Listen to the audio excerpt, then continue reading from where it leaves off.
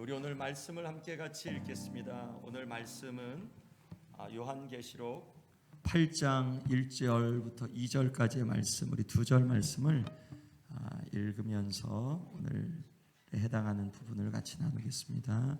요한계시록 8장 1절부터 2절 우리 두 절 말씀을 함께 우리 앞에 보시고 같이 읽겠습니다.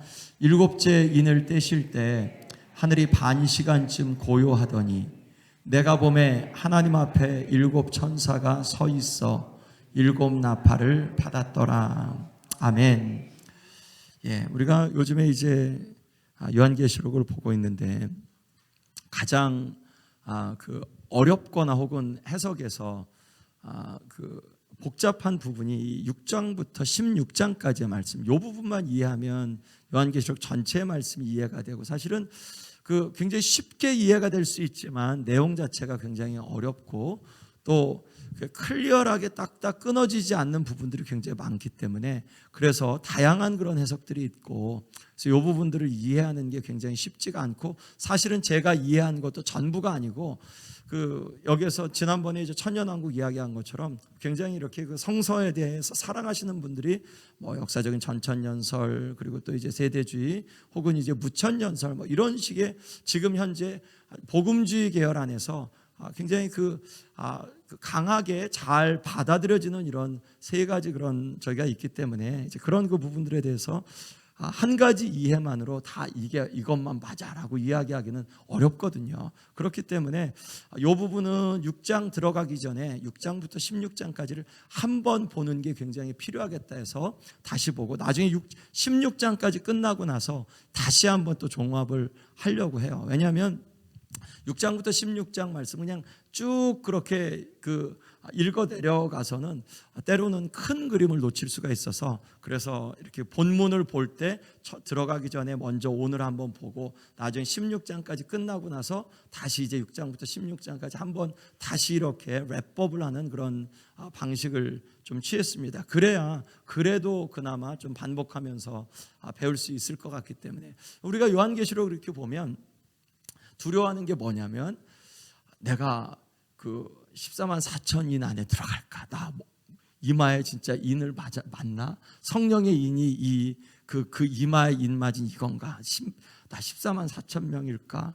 신천지도 그러고 거의 대부분의 이단들 이제 14만 4천 명 이제 그런 거 얘기하잖아요. 그리고 짐승의 표를 내가 짐승에게 이거 괜히 또 백신 맞아서 짐승에게 이거 저기한 거 아니야? 그런 얘기 하잖아요, 요즘에. 근데 진짜 그러냐? 그리고 이전에 이렇게 크레딧 카드 쓰면서 야, 그거 있으면 정보 다 노출돼서 좀 베리치 해서 짐승에게 절하지 말아야 되는데, 그런데 진짜 그런 단순한 하나의 어떤 사건 하나에 우리가 잘 모르고 한 것 때문에 짐승에게 절한 것이 돼서 구원에서 떨어지는 거냐?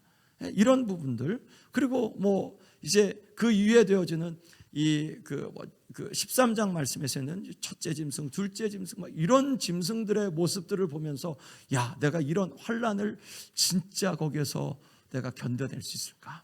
진짜 그렇게 대환란이 있을 때 나는 거기서 이겨낼 수, 살아남을 수 있을까? 내가 진짜 믿음을 지킬 수 있을까? 이런 생각을 하잖아요. 그런데 사실은 요한계시록 말씀을 보다 보면 그런 문제가 아니라는 거, 그런 거는 우리를 위협하기 위한, 어떤 사람들이 우리를 그냥 컨트롤하기 위한 어떤 그런 수단으로 사용할 때가 굉장히 많다는 것. 실질적으로 요한계시록 말씀이 없더라도 우리가 복음은 알고 있잖아요. 예수 그리스도를 믿으면 아버지 앞에 간다는 게 그게 복음이잖아요.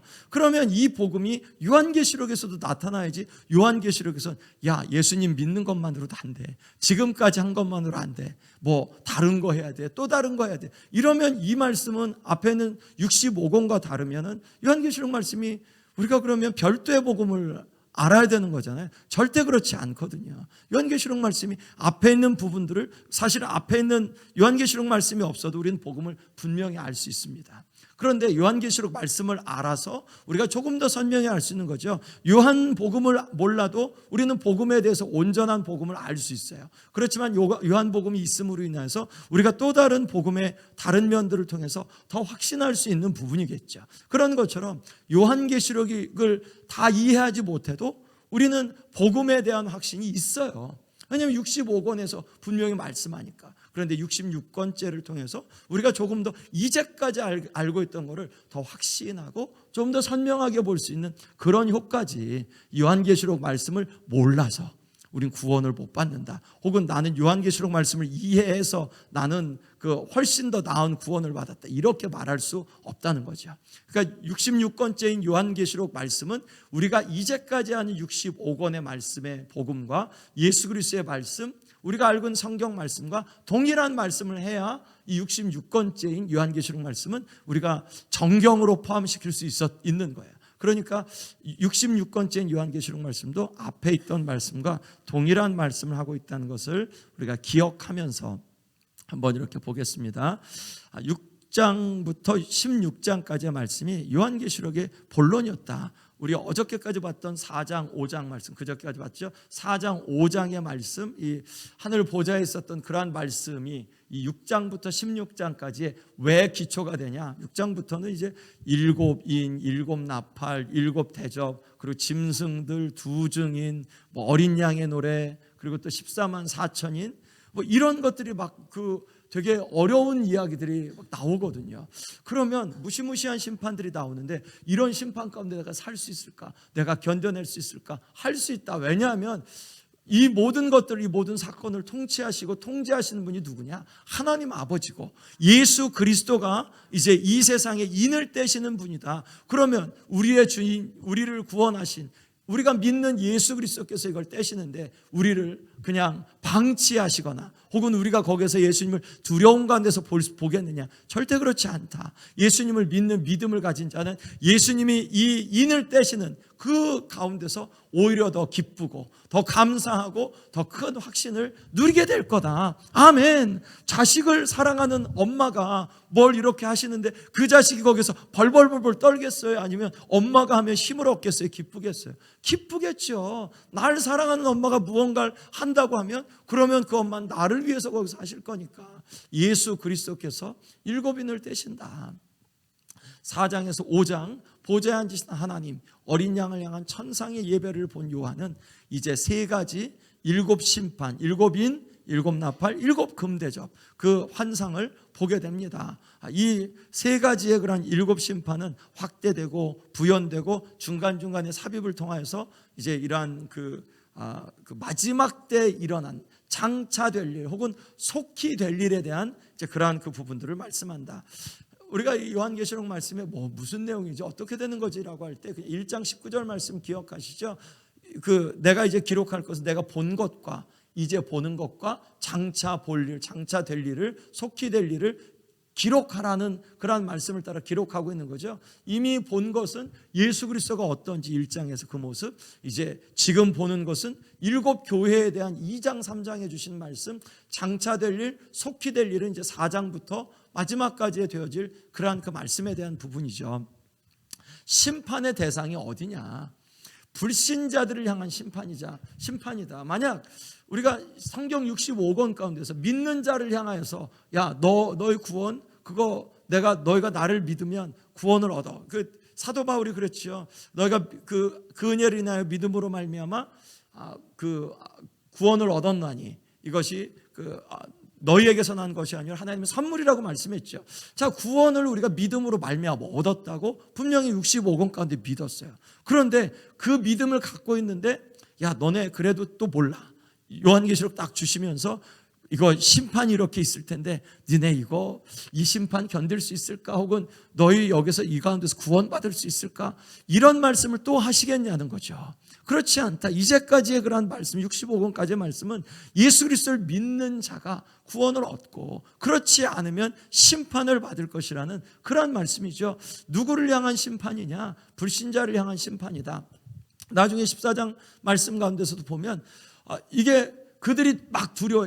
6장 말씀에서도 6번째 인을 떼실 때 막 세상 임금과 통치자들과 그런 사람들이 막 두려워해요. 왜냐하면 이 어린 양의 심판, 어린 양의 저주로부터 우리를 구원하라. 저주가 어디로부터 오냐? 어린 양으로부터 와요. 그럼 어린 양으로부터 오면 예수 그리스도 어린 양 예수 그리스도를 믿는 자에게 그 저주가 임하겠냐는 거죠. 어린 양의 저주가 누구에게 임하냐? 믿지 않는 자들에게 임할 것이라는 말씀이죠. 그렇기 때문에 심판은 누구에게 향한 거냐? 불신자들을 향한 것이다. 심판 가운데서도 중간중간 삽입을 통해 교회와 성도들을 보호하고 계심을 그런 가운데서 이렇게 우리가 가만히 볼 거예요. 그러면 거기에서 심판들이 있는데 하나님께서 이 믿는 자들을 또한 성도들을 교회의 공동체를 중간중간에 이렇게 보호하시는 모습들을 봐요. 그러니까 이 심판들이 누구를 향하고 있는 건지, 하나님의 보호는 누구를 향하고 있는 건지 우리가 더 잘 보인다. 실질적으로 요한계시록 안에서는 제가 지금이 기억나지 않는데 심판의 말씀보다 구원의 말씀이 더 많다고 해요. 이렇게 가만히 보면. 그런데 우리의 눈 가운데 이 구원에 대한 말씀보다는 우리는 보통 자극적인 어떤 그런 그 부분에 훨씬 더 쉽게 반응하니까 요한계시록 안에는 심판에 대한 부분들이 훨씬 많다고 생각할 뿐이지 구원이 훨씬 많다. 자, 관점의 차이가 있다. 시간적인 관점, 7인, 7나팔, 7대접. 이게 시간적인 순서로 된 거냐? 6장 말씀부터 이제 이 20장 말씀까지 이 천년왕국까지 쭉 달려가면서 이게 시간 순서대로 된 거다. 그렇게 여기기가 제일 쉽죠. 우리가 상식적으로 생각할 때는 시간 순서대로 된 것으로 우리가 받아들이고 싶은 마음이 있죠. 그런데 그렇게만 되느냐? 그게 이제 보통 세대주의자 같은 경우가 이제 1번 관점으로 시간적인 그러한 관점으로 역사적인 전천연설에서는 이제 이게 처음부터 이렇게 시간적인 순서대로 심판이 이루어진 거다. 그런데 이제 예수님의 초림부터 재림까지의 역사 세 가지 다른 각도에서 본 것이라는 그런 관점이 있다. 동일한 심판, 즉 이 7인, 7나팔, 7대접 이게 서로 다른 심판, 적어도 20개 정도의 심판이 서로 다른 심판이 있는 거냐? 아니면 요 동일한 심판인데 그게 이제 관점에 따라서 다른 각도에서 본 이제 그러한 것이냐? 이제 그렇게 이야기하는 그러한 저기도 있다. 그러니까 꼭 시간적인 관점에서 더 깊이 심화된다라고 이야기할 수는 없다. 이제 적어도 그런 정도의 해석의 여지는 돼야 된다. 즉 7인, 7나팔, 7대접은 동일한 심판인데 마치 마태마가 누가 요한복음처럼 그렇게 이렇게 서로 다른 관점에서 본 것이다라는 것이 있는데 이게 우세하다는 관점은 아닙니다. 그렇지만 그렇게 보는 사람들도 있으니 우리가 이런 관점에 대해서 나만 오라 혹은 이거야 라고 말하는 것에 대해서 굉장히 주의해야 된다. 그리고 그렇게 너무 확신하는 그러한 그 분들을 향해서는 이런 다른 저기도 있으니까 우리가 그런 부분에서는 조금 더 여지를 두자라는 이야기가 맞고, 특히 요한계시록 같은 경우는 해석의 그런 관점들이 굉장히 차이가 많고 관점에 따라서 서로 다르게 보는 게 많기 때문에 한 가지만 오라라고 이야기하는 것에 대해서 주의해야 된다. 희한하게 특이하게 요 구조를 아는 게 굉장히 중요한 게요. 이 삽입에 대한 부분들이 있다. 6장 1절부터 마지막 절까지는 6인을 이야기해요. 그런데 우리가 이렇게 상식적으로 생각하면 이렇게 첫째인, 둘째인, 셋째인, 7째인까지 있댔는데 6째인까지 있었어요. 그럼 6째인까지 예수님이 딱 떼셨으면 7째인을 떼셔야 되잖아요. 그런데 이상하게 7째인이 어디 갔지?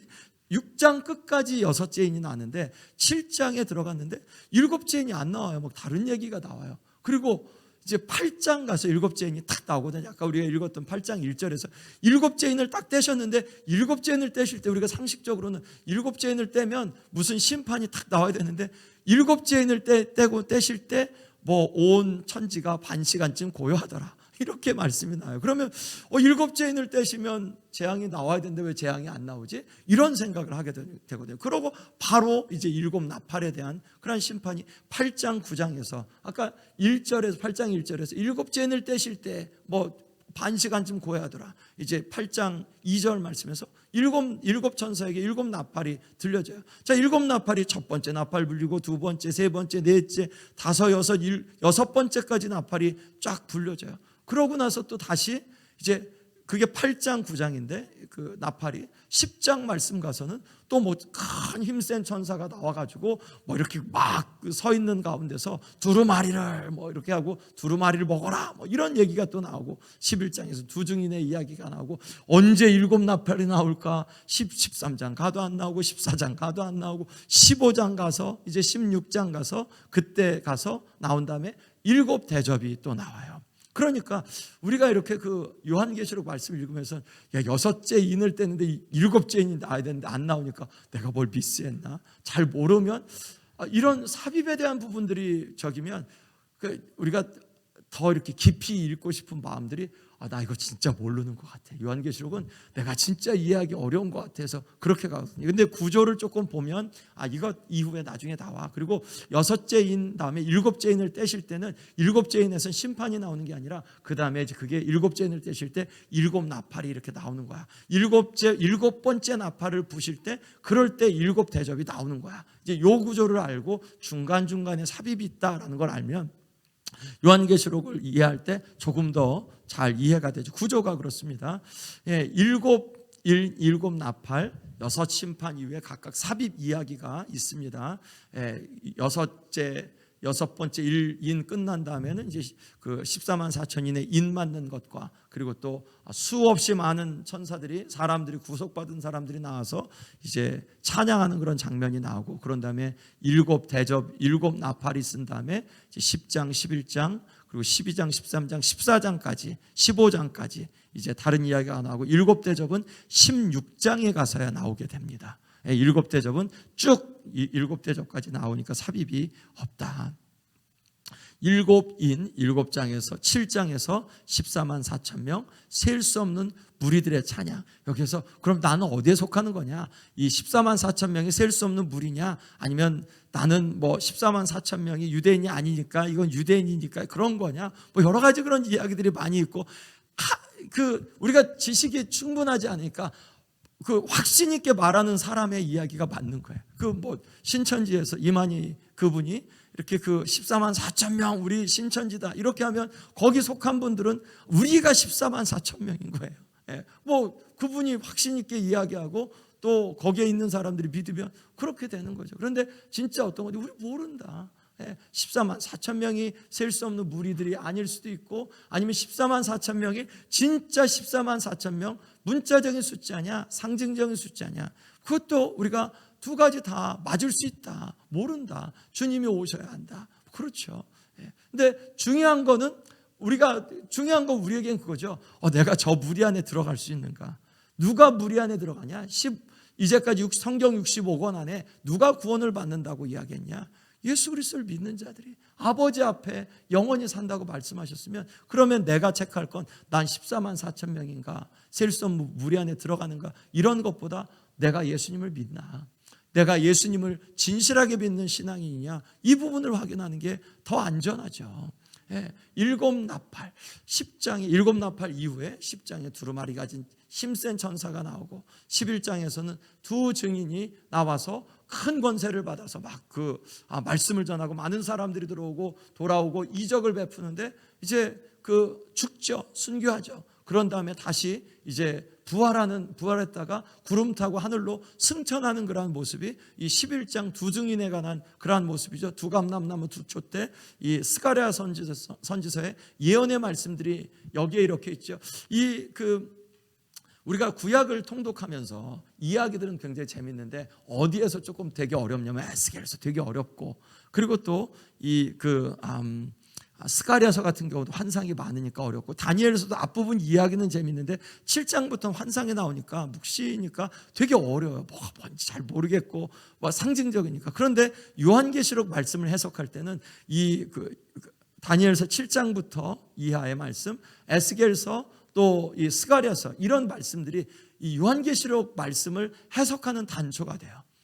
그러니까 그 말씀들을 잘 이해하면 요 요한계시록의 말씀을 이해하면서 해석하면서 그 말씀으로 다시 돌아가게 하거든요. 그러니까 이런 부분들이 우리에게 성경 전체를, 만약 이 요한계시록이 없다면 우리 다니엘서 그 뒷부분 잘 이해 못한 채 넘어갈 거고요. 에스겔서도 마찬가지일 거고, 또 스가랴서도 우리가 묵시니까 대충 넘어갈 거예요. 그런데 요한계시록이 있기 때문에 구약의 그 말씀들을 다시 이렇게 돌아가서 그 말씀들을 확인하게 되는 그러한 정말 좋은 효과가 있죠.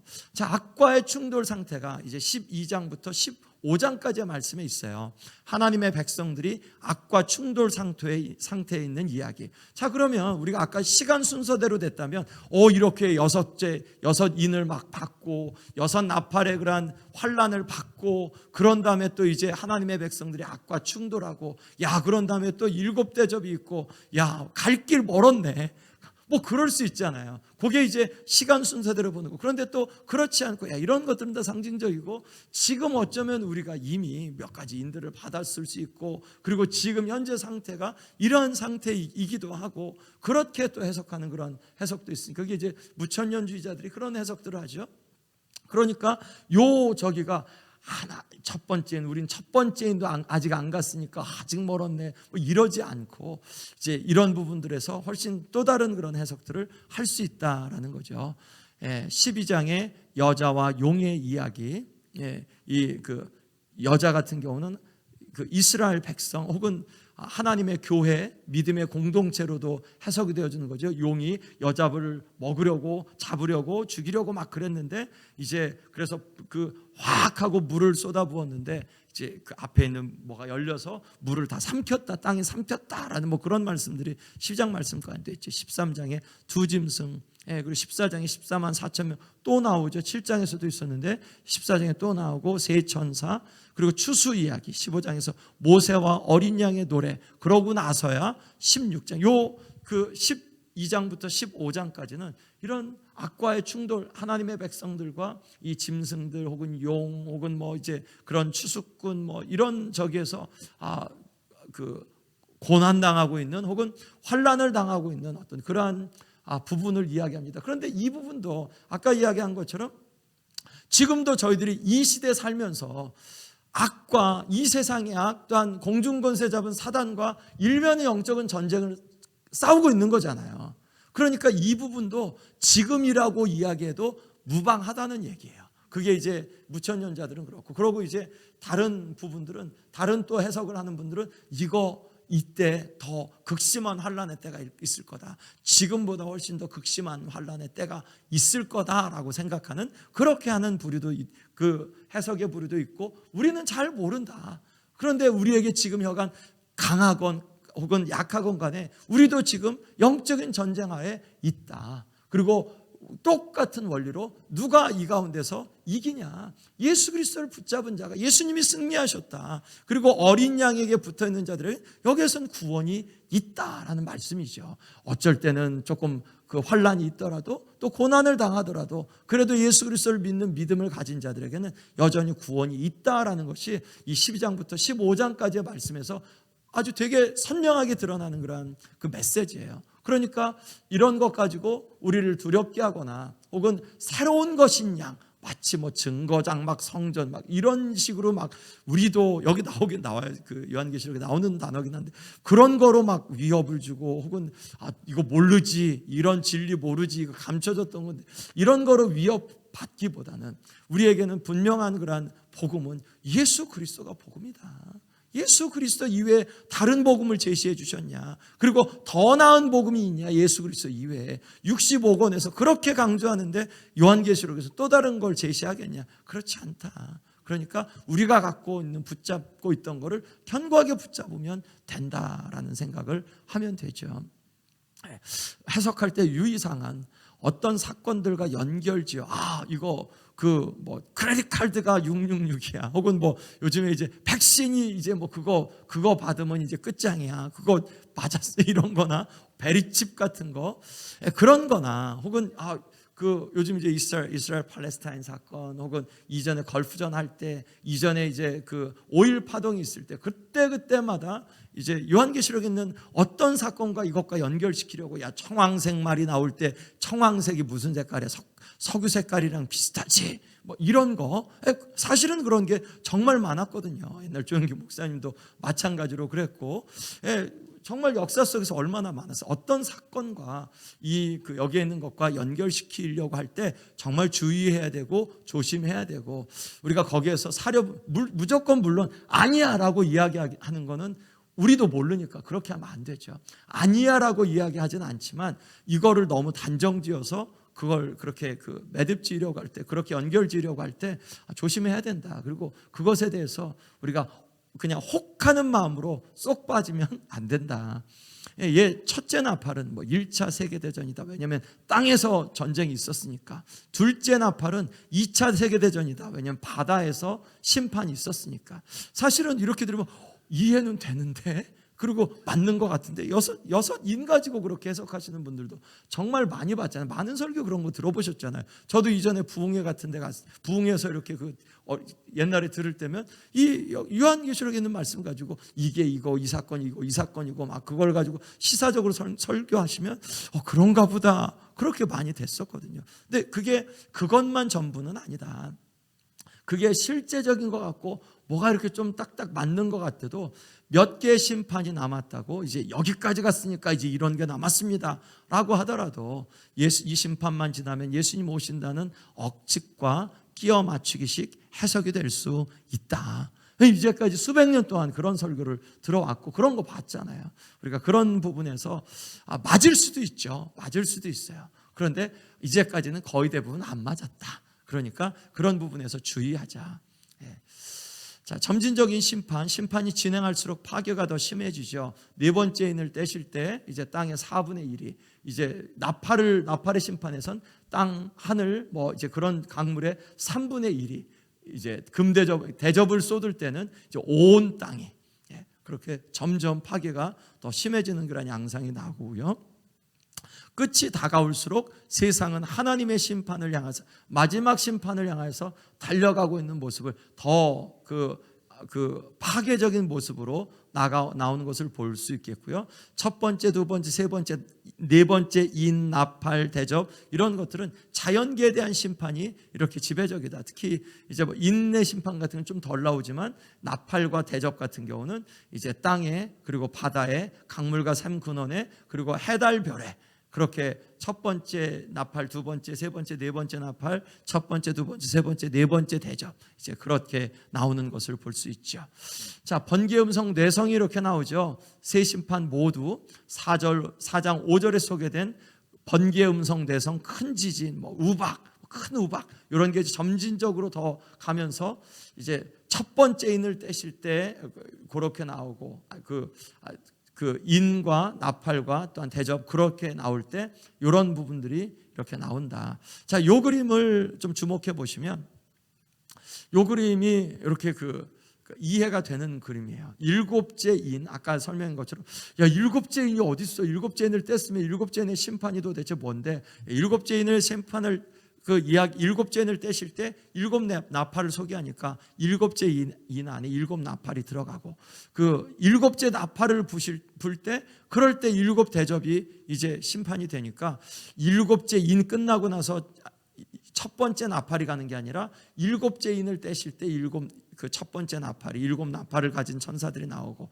일곱째 나팔을 불 때 일곱 대접을 가진 천사들이 나오는 이런 구조로 되어 있다는 것을 7인이 6장, 일곱 나팔이 8장, 일곱 대접이 16장에 나오는 이제 일곱 나팔은 8장과 9장에 나오죠. 그런 그 구조를 갖고 있다. 중간은 삽입의 이야기들이 있다. 이 구조를 유념하시면 조금 더 이렇게 나오겠고요. 세 시리즈 심판 간단하게 일별해 보면 일곱인에서 첫 번째, 두 번째는 흰말 이제 일곱인은 첫 번째 인 흰말과 활, 두 번째는 말과 이제 큰 칼, 그리고 세 번째는 검은 말, 뭐 청황색 말, 그 두 번째는 붉은 말이었죠. 그러고 다섯 번째 인일 때 죽임을 당한 영혼들이 나와서 어저께 찬양한 것처럼 그렇게 신원하여 주십시오. 어느 때까지 참으시겠습니까? 나오죠. 여섯 번째 인을 떼실 때 그 지진, 그리고 해, 달, 별의 변화, 뭐 이제 그런 부분들이 있고요. 삽입이 있다가 반시 동안 하늘이 고요해지죠. 일곱째 인을 떼실 때 누가 인을 떼시죠? 예수님이 떼시죠. 그럼 일곱 나팔, 일곱 대접은 예수님이 나팔을 부시나요? 아니면 천사들이 불까요? 천사들이 부죠. 예, 맞아요. 일곱 대접, 일곱 나팔은 천사들이 갖고 일곱 인은 예수님이 떼시는 거죠. 그러니까 예수님이 떼시는 거예요. 아까 그 그림 안에서 요 일곱 나팔과 일곱 대접 안으로 들어가는 게 오히려 이렇게 좀 make sense 되지 않을까라는 그런 생각들이 훨씬 더 개연성이 있게 되고요. 일곱 나팔도 일곱 대접까지 볼 때 이렇게 그 피 섞인 우박으로 땅 이제 수목의 3분의 1, 그리고 이제 그 두 번째는 큰 산 바다의 3분의 1, 그리고 일곱 대접도 바다가 피로 변하죠. 그리고 세 번째 나팔에서 강, 물, 샘의 근원, 뭐 이제 이런 것. 일곱째 대접도 강과 물 근원. 그리고 일곱 나팔에서 네 번째 나팔 해, 달, 별 3분의 1. 그리고 네 번째 대접에서 해, 사람을 태움. 그래서 좀 같이 이렇게 병행되어지는 것이 좀 보여지죠. 그 다섯 번째 나팔 무적에서 나오는 황충, 그리고 짐승이 의 보좌에 쏟음. 여섯 번째 나팔 유브라데 강, 세 천사가 사람 3분의 1을 죽임. 여섯 번째 대접에서는 유브라데 강이 말라서 동방의 왕들이 올 길이 예비돼. 그 조금 병행되어지는 모습들이 이렇게 보여지죠. 예, 그리고 일곱째 나팔 하늘에 있는 성전이 열리고 세상 나라가 하나님 나라가 됨 해서 이제 그렇죠. 자, 일곱 번째 대접은 번개, 음성, 뇌성, 큰 지진, 우박, 이제 그런 것들이 이렇게 해서 병행되어지는 부분과 이제 그렇지 않은 부분들이 이렇게 좀 보여주고요. 자, 우리에게 이제 마지막 그런 저희가 될 것 같은데요. 심판의 시작과 끝이 어디서부터 시작하냐? 보좌로부터 심판이 출발한다. 그렇죠. 예, 보좌로부터 심판이 출발합니다. 심판의 주도권이 세상 권력자가 갖고 있냐? 아니면 우리가 모르는 그러한 짐승이 갖고 있냐? 아니면 우리가 잘 아는 하나님이 갖고 계시냐? 하나님이 갖고 계시다. 그러면 믿는 자에게 두려움이 있겠느냐? 없다. 이거 새로운 사실이냐? 아니다. 이거 이제까지 알았던 사실이다. 오직 누가 인을 떼실 수 있냐? 어린 양만 떼실 수 있다. 어린 양이 떼시면 어린 양을 믿는 우리들은 안심할 수 있다. 알곡은 모아 곳간에 들이시고 쭉정이는 불로 태우실 거다. 누가 아시냐? 어린 양이 아신다. 그러면 내가 바득바득 우겨서 예수님을 따르지 않는데 나 알곡입니다라고 우긴다고 될 일이냐? 아니다. 알곡처럼 살아라. 알곡인 것처럼 어떻게 하냐? 내가 알곡인 것. 내 삶을 보고 안다. 주님이 하신, 나는 삶의 열매는 알곡이 없는데 쭉정이밖에 없는데 주님이 나를 알곡으로 여기실 거야. 그거 말도 안 된다. 내가 알곡처럼 살자. 그게 믿는 자가 이 땅 가운데서 갖고 있는 합당한 마음이다. 예.